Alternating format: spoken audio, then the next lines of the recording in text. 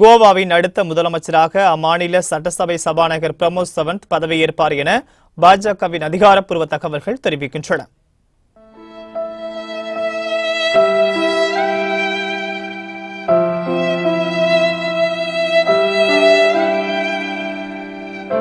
புற்றுநோயால் பாதிக்கப்பட்டு வந்த கோவா முதலமைச்சர் மனோகர் கோபாலகிருஷ்ணன் பிரபு பாரிக்கர் நேற்று உயிரிழந்ததை அடுத்து பனாஜி கட்சி அலுவலகத்தில் வைக்கப்பட்டுள்ள அவருடைய உடலுக்கு முக்கிய தலைவர்களும் பொதுமக்களும் அஞ்சலி செலுத்தி வருகின்றனர்.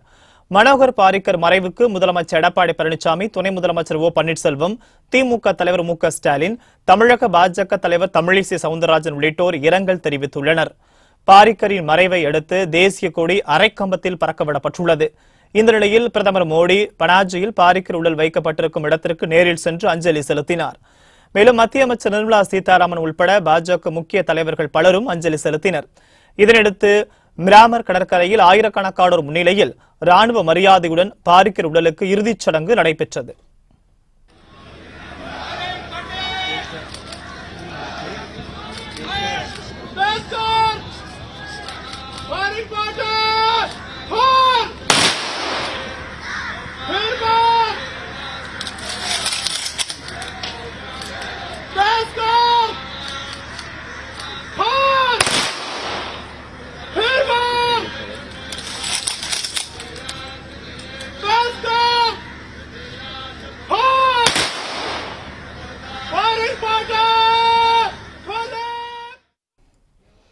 இதனிடையே கோவா ஆளுநரை சந்தித்து மாநிலத்தில் ஆட்சி அமைக்க தங்களுக்கு அழைப்பு விடுக்க வேண்டுமென காங்கிரஸ் எம்எல்ஏக்கள் கோரிக்கை மனு அளித்துள்ளனர். இந்த நிலையில் மத்திய அமைச்சர் நிதின் கட்கரி நடத்திய பேச்சுவார்த்தையில் பாஜக கூட்டணி கட்சிகளான மகாராஷ்டிரவாடி கோமாந்தா கட்சி மற்றும் கோவா பார்வர்ட் கட்சிகளுக்கிடையே உடன்பாடு ஏற்பட்டுள்ளது. இதனைத் தொடர்ந்து சன்குலியம் தொகுதி பாஜக எம்எல்ஏவும் சட்டசபை சபாநாயகருமான பிரமோத் சவந்த் அடுத்த முதலமைச்சராக பதவியேற்பார் என தெரிவிக்கப்பட்டுள்ளது.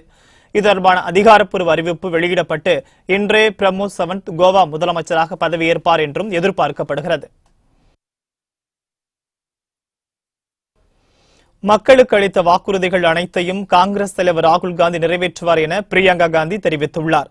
இந்தியாவிலேயே அதிக எம்பிக்கள் தொகுதிகளை கொண்ட உத்தரப்பிரதேச மாநிலத்தில் பாஜக வீழ்த்த வேண்டும் என்ற நோக்கில் காங்கிரஸ் தீவிரம் காட்டி வருகிறது. இதற்கான முழு பொறுப்பையும் அம்மாநில காங்கிரஸ் பொதுச் செயலாளர் பிரியங்காவிடம் ஒப்படைக்கப்பட்டுள்ளது. இந்த நிலையில் 40 தொகுதிகளையும் கைப்பற்றும் முயற்சியில் இறங்கியுள்ள பிரியங்கா உத்தரப்பிரதேசத்தில் இடைவிடாது பிரச்சாரம் செய்ய தீர்மானித்துள்ளார். இதன்படி கங்கை நதியில் பிரம்மாண்ட படகில் பயணித்து தனது ஓட்டு வேட்டையை அவர் தொடங்கியுள்ளார். இந்த பயணத்தின் போது ஆங்காங்கே கரையோரம் இறங்கி காங்கிரஸ் வேட்பாளர்களுக்கு ஆதரவாக ஓட்டு சேகரித்து வருகிறார். இதனிடையே மக்கள் மத்தியில் பேசிய பிரியங்கா சமாஜ்வாடி பகுஜன் சமாஜ் கூட்டணி குறித்து உத்தரப்பிரதேச மக்கள் கவலைப்பட வேண்டாம் என்று கூறினார். நம்முடைய குறிக்கோள் பாஜகவை தோற்கடிப்பது மட்டுமே என்றும் அவர் தெரிவித்தார். முன்னதாக இந்திரா காந்தி பிறந்த இடமான ஸ்வராஜ் பவனுக்கு சென்ற பிரியங்கா அங்கு சிறிது நேரம் தியானம் செய்தார்.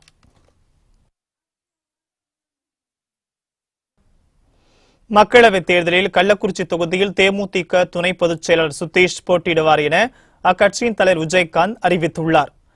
மக்களவைத் தேர்தலில் அதிமுக கூட்டணியில் உள்ள தேமுதிகவுக்கு 4 தொகுதிகள் ஒதுக்கப்பட்டுள்ளன. இந்த நிலையில் தேமுதிக வேட்பாளர் பட்டியலை அக்கட்சியின் தலைவர் விஜயகாந்த் வெளியிட்டுள்ளார். அதன்படி கள்ளக்குறிச்சி தொகுதியில் தேமுதிக துணை பொதுச் செயலாளர் எல்.கே. சுதீஷ், திருச்சி தொகுதியில் தேமுதிக அவைத் தலைவர் டாக்டர் இளங்கோவன், சென்னை வடக்கு தொகுதியில் அழகாபுரம் மோகன்ராஜ் மற்றும் விருதுநகரில் ஆர் அழகர்சாமி போட்டியிடுவார்கள் என அறிவிக்கப்பட்டுள்ளது.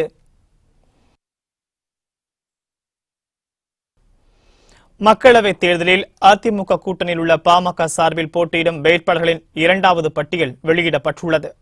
மக்களவைத் தேர்தலில் அதிமுக கூட்டணியில் பாமகவுக்கு 7 இடங்கள் ஒதுக்கப்பட்டுள்ளன.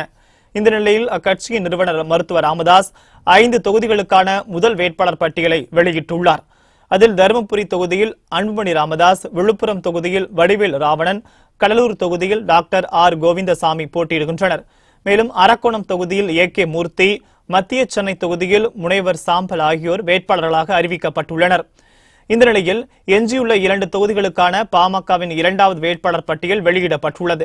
அதில் ஸ்ரீபெரும்புதூர் தொகுதியில் வைத்திலிங்கமும், திண்டுக்கல் தொகுதியில் ஜோதி முத்துவும் போட்டியிடுவார்கள் எனவும் அறிவிக்கப்பட்டுள்ளது.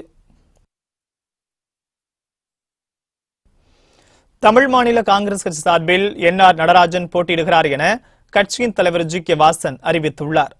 அதிமுக கூட்டணியில் இடம்பெற்றுள்ள தமிழ் மாநில காங்கிரஸ் கட்சிக்கு தஞ்சாவூர் தொகுதி ஒதுக்கப்பட்டுள்ளது. இந்த தொகுதியில் போட்டியிடும் வேட்பாளரை ஜி.கே. வாசன் அறிவித்தார். சென்னையில் செய்தியாளர்களிடம் பேசிய அவர் தஞ்சை தொகுதியில் தமாக சார்பில் என்.ஆர். நடராஜன் போட்டியிடுவதாக அறிவித்தார். தொடர்ந்து பேசிய அவர் அதிமுக தலைமையிலான கூட்டணி பலம் வாய்ந்த கூட்டணி என்றும் கூட்டணியின் வெற்றிக்கு தமிழ் மாநில காங்கிரஸ் முழு வீச்சுடன் பணியாற்றும் என்றும் கூறினார். தஞ்சாவூர் தொகுதியின் தமிழ் மாநில காங்கிரஸ் வேட்பாளராக அகில இந்திய அண்ணா திராவிட முன்னேற்ற கழகத்தினுடைய தலைமையிலான கூட்டணி கட்சிகளினுடைய துணையோடு திரு என்.ஆர். நடராஜன் பிஇ அவர்களை வெற்றி வேட்பாளராக அறிவிப்பதில் மகிழ்ச்சி அடைகிறேன். எங்களது கூட்டணி கட்சிகள் தஞ்சை மாவட்டத்தில் எல்லா இடங்களிலும் சிறப்போடு செயல்பட்டுக் கொண்டிருக்கிறார்கள். இவர்களுடைய களப்பணி எங்களது வெற்றியை உறுதி செய்யும். தொடர்ந்து 16 நாட்கள் பிரச்சாரம் செய்ய இருக்கிறேன். 39 நாடாளுமன்ற தொகுதிக்கும் 18 சட்டமன்ற தொகுதிக்கும் தமாக சார்பிலே நான் பிரச்சாரம் செய்ய இருக்கிறேன். இயக்கத்தினுடைய மூத்த துணைத் தலைவர் திரு ஞானதேசன் அவர்களும் சில தொகுதிகளுக்கு பிரச்சாரத்திற்கு செல்ல திட்டமிட்டிருக்கிறார்கள். இதனிடையே தமிழ் மாநில காங்கிரசுக்கு சைக்கிள் சின்னத்தை ஒதுக்கப்பட்டிருப்பதாக தலைமை தேர்தல் அதிகாரி சத்யபிரதாப் சாஹூ தெரிவித்துள்ளார். கடந்த முறையும் தமாக சைக்கிள் சின்னத்தில் போட்டியிட்டது என்பது குறிப்பிடத்தக்கது. திமுக கூட்டணியில் நாமக்கல் தொகுதியில் போட்டியிடும் கொங்கு நாடு மக்கள் தேசிய கட்சியின் வேட்பாளர் அறிவிக்கப்பட்டுள்ளார். மக்களவை தேர்தலையொட்டி திமுக கூட்டணியில் கொங்கு நாடு மக்கள் தேசிய கட்சிக்கு நாமக்கல் தொகுதி ஒதுக்கப்பட்டுள்ளது. இந்த நிலையில் அக்கட்சியின் தலைவர் ஈஸ்வரன் வெளியிட்டுள்ள செய்திக்குறிப்பில் நாமக்கல் தொகுதியில் கொங்கு நாடு மக்கள் தேசிய கட்சி வேட்பாளராக சின்னராஜ் போட்டியிடுவார் என அறிவித்துள்ளார். மேலும் நாமக்கல் தொகுதியில் கோமா தேக்க வேட்பாளர் சின்னராஜ் உதயசூரியன் சின்னத்தில் போட்டியிடுவார் என்றும் ஈஸ்வரன் தெரிவித்துள்ளார். சித்திரை திருவிழாவையொட்டி மதுரையில் இரவு 8 மணி வரை வாக்குப்பதிவு நடைபெறும் என தமிழக தலைமை தேர்தல் அதிகாரி சத்யபிரதா சாஹூ தெரிவித்தார். சென்னை தலைமைச் செயலகத்தில் மக்களவைத் தேர்தலுக்கான ஏற்பாடுகள், சட்டம் ஒழுங்கு நிலவரம் தொடர்பாக மாவட்ட தேர்தல் அதிகாரிகள் மற்றும் காவல்துறை கண்காணிப்பாளர்களுடன் தமிழக தலைமை தேர்தல் அதிகாரி சத்யபிரதா சாஹூ இன்று ஆலோசனை மேற்கொண்டார். கூட்டத்தில் வேட்புமனு தாக்கலின் போது பின்பற்ற வேண்டிய தேர்தல் விதிமுறைகள் குறித்து விரிவாக எடுத்துரைக்கப்பட்டது. இந்த கூட்டத்திற்கு பின் செய்தியாளர்களிடம் பேசிய சத்யபிரதாப் சாஹூ சித்திரை திருவிழாவையொட்டி மதுரையில் வாக்குப்பதிவு 2 மணி நேரம் நீட்டிக்கப்பட்டுள்ளதாக தெரிவித்தார். இதுவரை உரிய ஆவணங்கள் இல்லாத காரணத்தினால் 6 கோடியே 7 லட்சம் ரூபாய் பறிமுதல் செய்யப்பட்டுள்ளதாக கூறிய சத்யபிரதா சாஹூ முன்னெச்சரிக்கை நடவடிக்கையாக மாநிலம் முழுவதும் 2111 பேர் கைது செய்யப்பட்டுள்ளதாக தெரிவித்தார். மதுரையிலே எலெக்ஷன் கமிஷன் டைரக்ஷன் படி மற்ற நம்ம தமிழ்நாடுல மற்ற கான்ஸ்டிடியூன்சிலே காலையில 7லேருந்து மாலையில 6 மணி வரைக்கும் நடக்கும். மதுரை பார்லிமெண்டரி கான்ஸ்டிடியூன்சி பொறுத்த வரைக்கும் எலெக்ஷன் கமிஷன்ல நம்மகிட்ட பர்மிஷன் கொடுத்துருக்காங்க. 7லேருந்து மாலையில 8 மணி வரைக்கும் நடக்கும். ஆனால் இன்னும் மேட்டர் கோர்ட்ல தான் இருக்கிறது. கோர்ட்லேருந்து வந்த பிற்பாடு அதை நம்ம கிளியர் கட்டாக சொல்ல முடியும். எலெக்ஷன் டேட் அனௌன்ஸ்மெண்ட் ஆறதுக்கு அப்புறம் 6 கோடி 77 லட்சம் இது மாதிரிக்கு நம்ம சீஜர் எல்லாம் பண்ணியிருக்கோம். இதுக்கு இன்கம் டேக்ஸ் அத்தாரிட்டிஸ் எல்லாம் வந்திருந்தாங்க இன்னைக்கு மீட்டிங்கில். அவங்க நம்ம கூட நல்லா கோஆர்டினேஷன் பண்ணிட்டு இது மாடல் கோட் ஆஃப் கண்டக்ட் ஸ்ட்ரிக்டாக இம்ப்ளிமெண்ட் பண்ண போகிறோம். ப்ரிவென்டிவ் அரெஸ்ட் பண்ணியிருக்காங்க 2111 இது வரைக்கும் பண்ணியிருக்காங்க.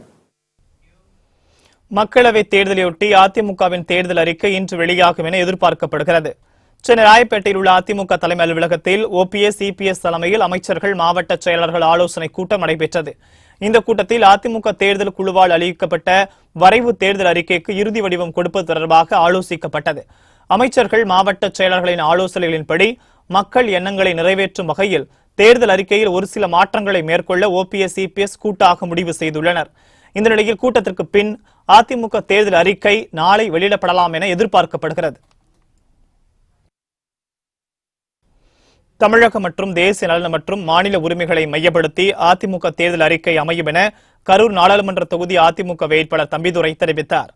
திருச்சியில் செய்தியாளர்களிடம் பேசிய அவர், மக்கள் நலனை முன்னிறுத்தி செயல்பட்டு வரும் அதிமுக எப்பொழுதும் கொள்கையிலிருந்து விடுபடாது என்று தெரிவித்தார். மக்கள் விரும்பும் கூட்டணி அதிமுகவின் மெகா கூட்டணி என்று கூறிய தம்பிதுரை, 40 தொகுதிகளிலும் அதிமுக கூட்டணியை மக்கள் வெற்றி பெறச் செய்வார்கள் என்றும் நம்பிக்கை தெரிவித்தார். தேர்தல் வகைறது வெளியிட்டிருப்பாங்கன்னு நினைக்கிறேன். நாட்டினுடைய நலன், குறிப்பாக தமிழ்நாட்டின் நலன், தமிழ்நாட்டின் உரிமை, தமிழர்களுடைய உரிமை, தமிழ் மொழியினுடைய பாதுகாப்பு, பிறகு அதேபோல் மாநில சுயாட்சி போன்றவற்றை எல்லாம் தேர்தலில் இருந்து வரும் என்று நம்புகிறேன். என்றும் தமிழ்நாட்டிற்காக, தமிழ் மக்களுக்காக என்றும் அனைத்து இந்திய அண்ணா திராவிட பாடுபடும். அதில் எந்த அளவு மாற்றம் கிடையாது. கொள்கையிலிருந்து விடுபட மாட்டோம். புதிய தமிழகம் கட்சித் தலைவர் கிருஷ்ணசாமி தேமுதிக தலைவர் விஜயகாந்தை சந்தித்து நலம் விசாரித்தார். நாடாளுமன்ற தேர்தலுக்கான அதிமுக கூட்டணியில் தேமுதிகவுக்கு 4 இடங்களும் புதிய தமிழகம் கட்சிக்கு 1 இடங்களும் ஒதுக்கப்பட்டுள்ளன. இந்த நிலையில் புதிய தமிழக கட்சித் தலைவர் கிருஷ்ணசாமி தேமுதிக தலைவர் விஜயகாந்தை சந்தித்து நலம் விசாரித்தார். சென்னை கோயம்பேட்டில் உள்ள தேமுதிக கட்சி அலுவலகத்தில் விஜயகாந்தை சந்தித்த பின் செய்தியாளர்களுக்கு பேட்டியளித்த அவர், தாம் போட்டியிடும் தென்காசி தொகுதியில் தனக்கு ஆதரவாக விஜயகாந்தும் பிரேமலதாவும் பிரச்சாரத்தில் ஈடுபடுவார் என்று கூறினார். தேசிய முற்போக்கு திராவிட கழகத்தினுடைய தலைவர், அன்பு சகோதரர் கேப்டன் விஜயகாந்த் அவர்களை இன்று மரியாதை நிமித்தமாக அவருடைய அலுவலகத்திலே சந்தித்து அவருடைய உடல்நலம் விசாரித்தேன். அதேபோல நடைபெறவுள்ள நாடாளுமன்ற தேர்தலில் தேசிய ஜனநாயக கூட்டணியுடைய வேட்பாளர்களை ஆதரித்து அவர் பிரச்சாரம் செய்ய வர வேண்டும் என்ற வேண்டுகோளையும் வைத்தேன். தமிழகத்தில் போட்டியிடும் பாஜக வேட்பாளர்கள் பட்டியல் நாளை வெளியிடப்படும் என தமிழிசை சவுந்தரராஜன் தெரிவித்துள்ளார். சென்னை விமான நிலையத்தில் செய்தியாளர்களிடம் பேசிய அவர், டெல்லியில் பாஜக மத்திய தேர்தல் குழு கூட்டம் நடைபெற உள்ளதாகவும் அதில் வேட்பாளர் பட்டியல் வெளியிடப்படும் எனவும் தெரிவித்தார்.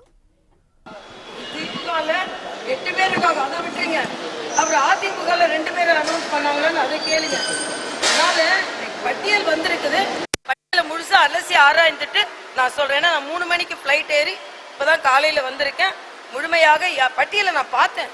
ஆனா எந்த அளவிற்கு மற்றவர்கள் கேட்டார்கள், எந்த அளவிற்கு விண்ணப்பித்திருந்தார்கள், எந்த அளவிற்கு அவர்களுக்கு கொடுக்கப்பட்டிருக்கிறது எல்லாரையும் பார்த்துட்டு நான் சொல்றேன். அதாவது பாஜகவிற்கு நல்ல வேட்பாளர்கள், திறமையான வேட்பாளர்கள், நாட்டிற்கு நல்லது செய்கின்ற வேட்பாளர்கள் நிச்சயமாக வருவார்கள். DGP DK. ராஜேந்திரனின் பணி நீட்டிப்பை ரத்து செய்ய கோரிய வழக்கை தள்ளுபடி செய்து சென்னை உயர்நீதிமன்றம் உத்தரவிட்டுள்ளது. குட்கா முறைகேடு தொடர்பான ஆவணங்களை திட்டமிட்டு மறைத்து டி.கே. ராஜேந்திரன் பதவி நீட்டிப்பு பெற்றுள்ளதாக கூறி மனு தாக்கல் செய்யப்பட்டது. கடந்த 2017 நவம்பரில் வருமான வரித்துறை சோதனை மேற்கொண்ட போது சசிகலா அறையில் குட்கா முறைகேடு லஞ்ச புகார் தொடர்பான ஆவணங்கள் சிக்கிய போதும் டிஜிபி ராஜேந்திரனின் நலன் கருதியே மறைக்கப்பட்டதாக மனுதாரர் கூறியிருந்தார். வழக்கு தொடர்பான அனைத்து தரப்பு வாதங்களையும் கேட்டறிந்த நீதிபதிகள் வழக்கில் தீர்ப்பினை தேதி குறிப்பிடாமல் தள்ளி வைத்திருந்தனர். இந்த நிலையில் இந்த வழக்கில் இன்று தீர்ப்பளித்த நீதிபதிகள் டிஜிபியாக பதவி நீட்டிப்பு பெற்ற உத்தரவை ரத்து செய்ய கோரிய மனுவை தள்ளுபடி செய்து உத்தரவிட்டனர். ஓபிஎஸ், சிபிஎஸ் ஆகியோருக்கு எதிராக முன்னாள் அமைச்சர் கே.சி. பழனிசாமி தொடர்ந்த வழக்கு டெல்லி உயர்நீதிமன்றத்தில் அவசர வழக்காக விசாரணைக்கு எடுத்துக் கொள்ளப்படுகிறது. அதிமுகவின் கொள்கை விதிகளில் மாற்றம் கொண்டுவரப்பட்டு ஒருங்கிணைப்பாளர், இணை ஒருங்கிணைப்பாளர் பதவிகள் உருவாக்கப்பட்டது. சட்ட விதிகளுக்கு புறம்பானதை புகார் என எழுப்பப்பட்டது. வேட்பாளர்களின் வேட்புமனுவில் ஓபிஎஸ், சிபிஎஸ் கையெழுத்திட தடை விதிக்க கோரி முன்னாள் எம்பி கே.சி. பழனிசாமி டெல்லி உயர்நீதிமன்றத்தில் வழக்கு தொடர்ந்தார். இந்த வழக்கை விசாரித்த டெல்லி உயர்நீதிமன்ற நீதிபதிகள் வழக்கை வரும் 28ஆம் தேதிக்கு ஒத்திவைத்து உத்தரவிட்டனர். மேலும் அன்றைய தினமே தீர்ப்பு வழங்கப்படும் என்று கூறியுள்ளனர். ஆனால் தமிழகத்தில் மக்களவைத் தேர்தலுக்கான வேட்புமனு தாக்கல் நாளை தொடங்க உள்ளதால் வழக்கை அவசரமாக விசாரிக்க கோரி கே.சி. பழனிசாமி தரப்பில் டெல்லி உயர்நீதிமன்றத்தில் முறையீடு செய்யப்பட்டது. இந்த கோரிக்கை ஏற்று அவரது வழக்கை நாளை அவசர வழக்காக விசாரிப்பதாக தெரிவித்துள்ளது. ஒடிசா மாநில சட்டப்பேரவைத் தேர்தலில் முதலமைச்சர் நவீன் பட்நாயக் 2 தொகுதிகளில் போட்டியிட முடிவு செய்துள்ளார். நாடாளுமன்ற மக்களவைத் தேர்தலுடன் ஒடிசா உள்ளிட்ட சில மாநிலங்களிலும் பேரவைத் தேர்தல் நடைபெறுகிறது. ஒடிசா மாநிலத்தில் ஆளும் நவீன் பட்நாயக்கின் பிஜு ஜனதா தளத்திற்கு எதிராக காங்கிரசும் பாரதிய ஜனதாவும் வியூகத்துடன் களம் இறங்கியுள்ளன. மாநிலத்தில் 4 முறை முதல்வராக இருக்கும் நவீன் பட்நாயக் 2000ஆம் ஆண்டிலிருந்து கடற்கரை மாவட்டமான கஞ்ச மாவட்டத்தின் ஹின்ஜிலி தொகுதியில் போட்டியிட்டு வெற்றி பெற்று வருகிறார். இப்போது நடைபெறவுள்ள சட்டமன்ற தேர்தலில் நவீன் பட்நாயக் ஹின்ஜிலி தொகுதியுடன் விஜிப்பூர் தொகுதியிலும் போட்டியிடுகிறார் என அறிவிக்கப்பட்டுள்ளது. ஒடிசாவில் மொத்தம் 21 பாராளுமன்ற தொகுதிகளும் 167 சட்டமன்ற தொகுதிகளும் உள்ளது. பிஜு ஜனதா தளம் இன்று முதற்கட்ட வேட்பாளர்கள் பட்டியலை அறிவித்துள்ளது. ஜம்மு காஷ்மீர் மாநிலத்தில் இந்திய எல்லையில் பாகிஸ்தான் ராணுவம் அத்துமீறி நடத்திய தாக்குதலில் ராணுவ வீரர் ஒருவர் உயிரிழந்தார். மேலும் 3 வீரர்கள் படுகாயமடைந்துள்ளனர். ஜம்மு காஷ்மீர் மாநில எல்லையில் போர் நிறுத்த ஒப்பந்தத்தை மீறி பாகிஸ்தான் ராணுவம் அவ்வப்போது தாக்குதல் நடத்தி வருகிறது. இந்த நிலையில் ரஜோரி மாவட்டம் சுந்தர்பானி செக்டார் பகுதியில் பாகிஸ்தான் ராணுவம் இன்று காலை 5:30 மணியளவில் அத்துமீறி தாக்குதல் நடத்தியது. சிறிய ரக ஆயுதங்கள் மற்றும் மோட்டார் ரக ஆயுதங்கள் மூலம் பாகிஸ்தான் ராணுவம் தாக்குதல் நடத்தியதில் இந்திய ராணுவ வீரர் ஒருவர் உயிரிழந்தார். மேலும் 3 வீரர்கள் படுகாயமடைந்தனர். இதனிடையே பாகிஸ்தான் ராணுவத்திற்கு இந்திய தரப்பில் தக்க பதிலடி கொடுக்கப்பட்டதாக பாதுகாப்புத்துறை தகவல்கள் தெரிவிக்கின்றன. மக்களவைத் தேர்தல் நெருங்குவதையொட்டி பல்வேறு இடங்களில் தேர்தல் விழிப்புணர்வு பேரணி நடைபெற்றது. மக்களவைத் தேர்தல் ஏப்ரல் 18ஆம் தேதி நடைபெறவுள்ள நிலையில் பல்வேறு மாவட்டங்களில் தேர்தல் விழிப்புணர்வு பிரச்சாரங்கள் நடைபெற்றது. இதனிடையே சென்னை திருவல்லிக்கேணி பகுதியில் துணை ராணுவத்தினரும் காவல்துறையினரும் அணிவகுப்பு நடத்தினர். பொதுமக்கள் வாக்களிக்க தகுந்த பாதுகாப்பு அளிக்கப்படும் என காவல்துறை சார்பில் அப்போது தெரிவிக்கப்பட்டது. இதேபோன்று அனைவரும் தவறாமல் வாக்களிக்க வேண்டும் என்பதை வலியுறுத்தி நெல்லை மாவட்டம் பாபநாசத்தில் கல்லூரி மாணவ மாணவிகள் பேரணி நடத்தினர். கல்லூரி வளாகத்திலிருந்து தொடங்கிய விழிப்புணர்வு பேரணி பயிற்சி உதவி ஆசிரியை சுபபுத்ரா கொடியசைத்து தொடங்கி வைத்தார். மேலும் மக்களவைத் தேர்தலையொட்டி சென்னை சோழிங்கநல்லூரில் போலீசார் மற்றும் மத்திய துணை தொழில்நுட்ப ராணுவ படையினர் இணைந்து விழிப்புணர்வு பேரணி நடத்தினர். அப்போது அச்சமின்றி வாக்களிக்க செய்யப்பட்டுள்ள முன் ஏற்பாடுகள் குறித்து பொதுமக்களுக்கு விழிப்புணர்வு ஒத்திகை நடைபெற்றது. இதேபோல் 100% மக்கள் வாக்களிக்க விழிப்புணர்வை ஏற்படுத்தும் விதமாக வேலூரில் பிரச்சார ரதம் தொடங்கப்பட்டது. இதனை மாவட்ட ஆட்சியர் ராமன் கொடியசைத்து தொடங்கி வைத்தார். வாக்களிப்பது பொதுமக்களின் கடமை என்பதை வலியுறுத்தி இந்த பிரச்சாரம் நடைபெற்றது. தமிழகத்தில் நடைபெறும் 18 சட்டமன்ற தொகுதிகளுக்கான இடைத்தேர்தலில் ஆட்சியை கைப்பற்றுவதில் அதிமுக திமுக இடையே கடும் போட்டி ஏற்பட்டுள்ளது. தமிழகத்தில் வருகிற ஏப்ரல் மாதம் 18ஆம் தேதி நாடாளுமன்ற தேர்தல் நடைபெறுகிறது. அதே நாளில் தமிழக சட்டப்பேரவையில் தகுதி நீக்கம் செய்யப்பட்ட 21 தொகுதிகளில் 18 தொகுதிகளுக்கான இடைத்தேர்தலும் நடைபெறுகிறது. இந்த தேர்தல் முடிவில் அதிமுக ஆட்சியில் நீட்டிக்க 8 எம்எல்ஏக்கள் தேவைப்படுகிறது. இதனால் மக்களவைத் தேர்தலை விட சட்டப்பேரவைத் தேர்தலில் திமுகவும் அதிமுகவும் தீவிரமாக களம் இறங்கியுள்ளன. அதிமுக திமுக கட்சிகள் 18 சட்டமன்ற தொகுதிகளுக்கும் வேட்பாளர்களை அறிவித்துள்ளது. இதேபோன்று அமமுக 9 தொகுதிகளில் வேட்பாளர்களை நிறுத்தியுள்ளது. கமலஹாசன் தலைமையிலான மக்கள் நீதி மையமும் சட்டப்பேரவை இடைத்தேர்தலில் போட்டியிட முடிவு செய்துள்ளது. இதனால் 18 சட்டப்பேரவை இடைத்தேர்தல் மிகவும் முக்கியத்துவம் வாய்ந்ததாக கருதப்படுகிறது. திமுக ஆட்சியை பிடிப்பதிலும் அதிமுக ஆட்சியை தக்க வைப்பதிலும் தீவிரம் காட்டி வருவதாக அரசியல் வல்லுநர்கள் கருதுகின்றனர்.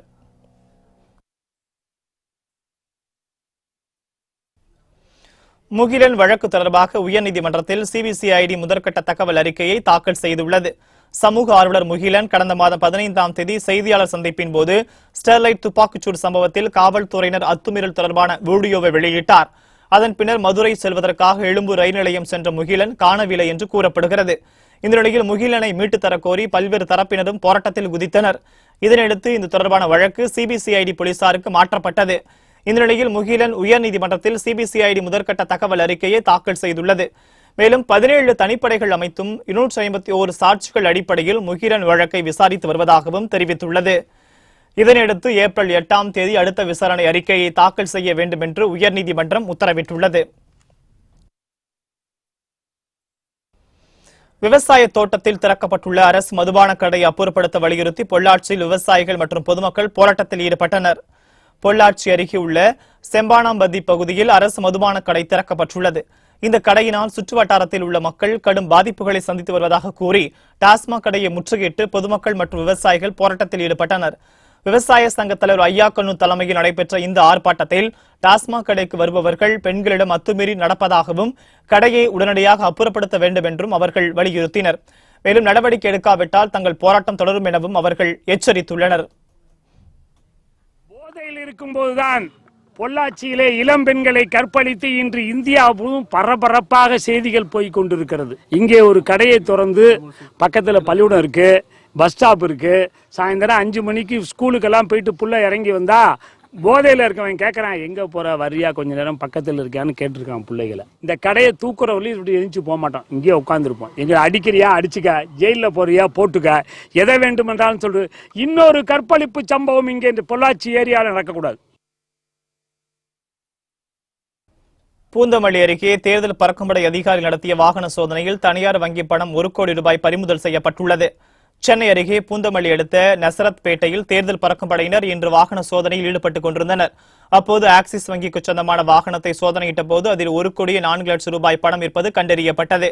வங்கி ஊழியர்கள் பணத்திற்கு உரிய ஆவணங்கள் காட்டிய பின்னரும் அதன் ஏற்க மறுத்த தேர்தல் பறக்கும்படை அதிகாரிகள் வங்கி பணத்தை கொண்டு செல்ல சிறப்பு அனுமதி கடிதம் இல்லை என்று கூறி வாகனத்துடன் 1 கோடி ரூபாயை பறிமுதல் செய்தனர். இதனையடுத்து சிறிது நேரம் கழித்து பூந்தமல்லி வட்டாட்சியர் அலுவலகத்தில் சிறப்பு அனுமதி கடிதத்தை காண்பித்து வங்கி ஊழியர்கள் பணத்தை திரும்ப பெற்றுச் சென்றதாக தகவல்கள் தெரிவிக்கின்றன. ஸ்டெல்லா மேரிஸ் கல்லூரி நிகழ்ச்சியில் காங்கிரஸ் தலைவர் ராகுல் காந்தி பங்கேற்றது தேர்தல் விதிமீறல் அல்ல என தேர்தல் ஆணையம் கூறியுள்ளது. ஸ்டெல்லா மேரிஸ் கல்லூரியில் நடந்த நிகழ்ச்சியில் பங்கேற்ற ராகுல் காந்தி மாணவிகளிடையே கலந்துரையாடினார். தேர்தல் விதிமுறை அமலில் உள்ள போது கல்லூரி நிகழ்ச்சியில் அவர் கலந்து கொண்டது விதிமீறல் என பாஜக சார்பில் தேர்தல் ஆணையத்தில் புகார் அளிக்கப்பட்டது. இதுகுறித்து மாவட்ட தேர்தல் அதிகாரி விசாரணை நடத்தி தமிழக தேர்தல் அதிகாரியிடம் விளக்கம் அளித்துள்ளார். அதன்படி முறையாக அனுமதி பெற்ற நிகழ்ச்சி நடத்தப்பட்டதாக கல்லூரி நிர்வாகம் சார்பில் பதிலளிக்கப்பட்டுள்ளதாக கூறப்பட்டுள்ளது. எனவே இதில் தேர்தல் நடத்தை விதிகள் மீறப்படவில்லை என தலைமை தேர்தல் அதிகாரி சத்யபிரதாப் சாஹூ தெரிவித்துள்ளார்.